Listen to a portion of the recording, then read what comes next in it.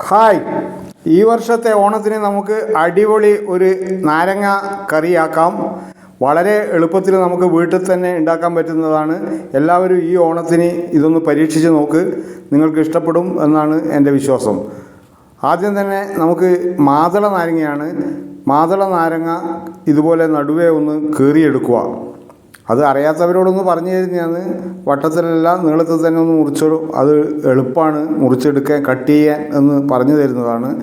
എന്നതിന് ശേഷം ഇതിങ്ങനെ നീളത്തിൽ ഓരോ ചെറിയ ചെറിയ പീസുകളാക്കിയിട്ട് മുറിച്ചെടുക്കുക. കൈയൊന്നും മുറിയാൻ നോക്കണ്ട, വളരെ ശ്രദ്ധിച്ചിട്ട് മുറിച്ചെടുക്കുക. തിരക്കൊന്നും കൂട്ടണ്ട, ഓണത്തിന് അടിപൊളിയാക്കേണ്ടതാണ്.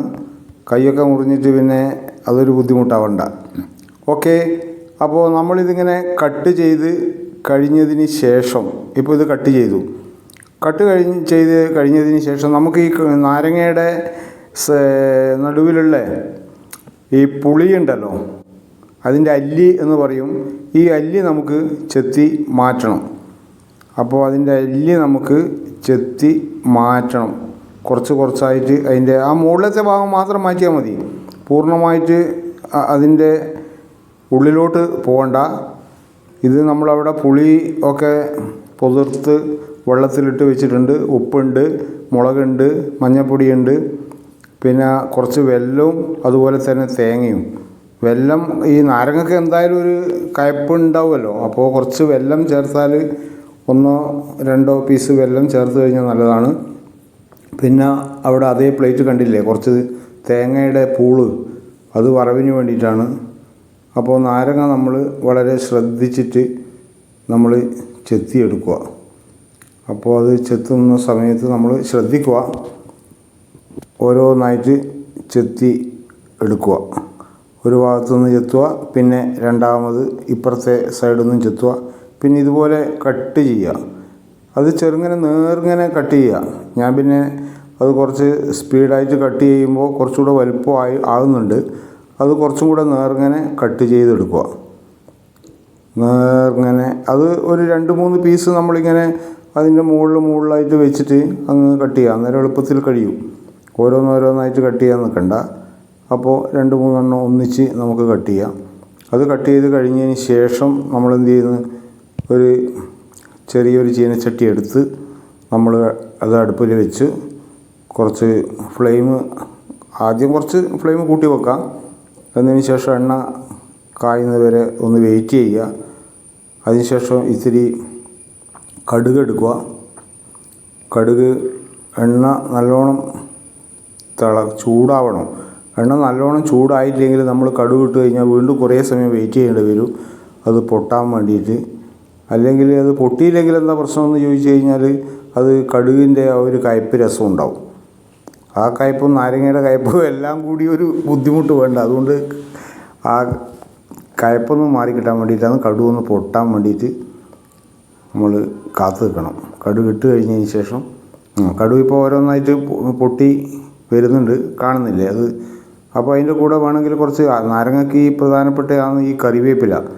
അപ്പോൾ നമ്മളെ വീട്ടിൽ തന്നെ പറമ്പിൽ തന്നെയുള്ള കറിവേപ്പില ആയതുകൊണ്ട് വേറെ അതിൽ വിഷാംശമോ കാര്യങ്ങളൊന്നുമില്ല. ഓരോ ഇതൾ, ഈ 2 ഇതൾ നമുക്ക് ആവശ്യത്തിനനുസരിച്ച് നമുക്ക് കൊണ്ടുവന്ന് ആവശ്യത്തിന് ഉപയോഗിക്കാം. അപ്പോൾ ഫ്ലെയിം കുറച്ച് വെക്കുക. ഇപ്പോൾ ഞാൻ ഫ്ലെയിം തീരെ കുറച്ചിട്ട് വെച്ചിട്ടുള്ളത്. അപ്പോൾ അത് ഫ്ലെയിം കുറച്ച് വെക്കുക, അല്ലെ പെട്ടെന്ന് കടുകും ഈ കറിവേപ്പിലയെല്ലാം കൂടി കരിഞ്ഞ് പോകണ്ട.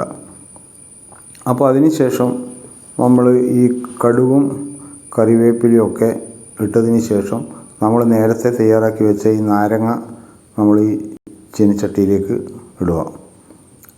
നാരങ്ങ ചീനച്ചട്ടി പിന്നെ കുറച്ച് ചെറുതായതുകൊണ്ട് നമുക്ക് അത് മുഴുവനായിട്ട് ഇടാനുള്ള സൗകര്യം അതിലില്ല. അപ്പോൾ തൽക്കാലത്തേക്ക് നമ്മൾ ഇത്ര എടുത്തിട്ട് അത് ഒന്ന് അടച്ചു വെക്കുക. ഭദ്രമായിട്ട് അവിടെ അടച്ച് വെച്ച് ഒരു സ്ലോ ആക്കിയിട്ട് ഫ്ലെയിമിൽ നമുക്ക് അത് ഇളക്കി കൊടുക്കുക. ഇളക്കി നല്ലോണം ഒന്ന് ഇളക്കി കൊടുത്തതിന് ശേഷം കുറച്ച് സമയത്തേക്ക് അടച്ച് വെക്കുക. അടച്ച് വെച്ച് കഴിഞ്ഞതിന് ശേഷം അത് കുറച്ചും കൂടെ വെയിറ്റ് ചെയ്യണം. എന്നാലും കുഴപ്പമില്ല. നമ്മളതിന് ശേഷം മുളക് പൊടി, ഈ നാരങ്ങ വെന്തതിന് ശേഷം മുളക് പൊടിയും അതുപോലെ മല്ലിപ്പൊടിയും മല്ലിപ്പൊടിയല്ല, മഞ്ഞൾപ്പൊടിയും ചേർക്കുക. അതിനുശേഷം കുറച്ച് ഉപ്പ് ചേർക്കുക. അതിപ്പോൾ ഞാൻ ഇട്ടത് കല്ലുപ്പാണ് ഏറ്റവും നല്ലത്. ഈ പൊടിയുപ്പിനേക്കാൾ നല്ലത് കല്ലുപ്പാണ്. അതുകൊണ്ട് കല്ലുപ്പ് ചേർക്കുക.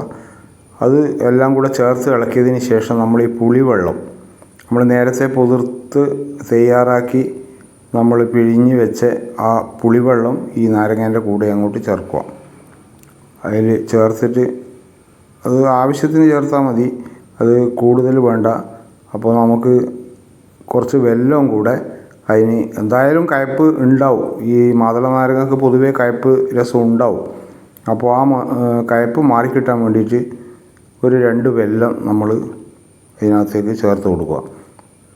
ചേർത്ത് കൊടുത്തതിന് ഒന്നോ രണ്ടോ എടുത്താൽ മതി. അത് ആവശ്യത്തിന് എടുത്താൽ മതി. അത് നിങ്ങളെ ഇതിനനുസരിച്ച്. ഷുഗറൊക്കെ ഉള്ള ആളുകൾ അധികം ഈ മധുരം കഴിക്കണ്ട.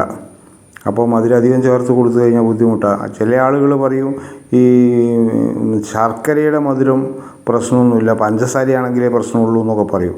അതൊന്നുമല്ല, മധുരം എല്ലാം കണക്ക് തന്നെയാണ്. ഇപ്പോൾ ഏതായാലും നമ്മളെ നാരങ്ങക്കറി കുറുകി വന്നിട്ടുണ്ട് ഏകദേശം. കാണുമ്പോൾ തന്നെ എങ്ങനെ നല്ല ടേസ്റ്റ് തോന്നില്ലേ നിങ്ങൾക്ക്? അടിപൊളിയായിട്ട് തോന്നുന്നുണ്ട്. പിന്നെ വേറെ മറ്റൊരു ചെറിയൊരു ചീനച്ചട്ടിയിൽ നമ്മൾ ഈ തേങ്ങാക്കൊത്ത് ചെറിയ പീസാക്കി എടുത്ത് തേങ്ങാക്കൊത്ത് പിന്നെ ഒന്ന് മൂപ്പിച്ചെടുക്കണം.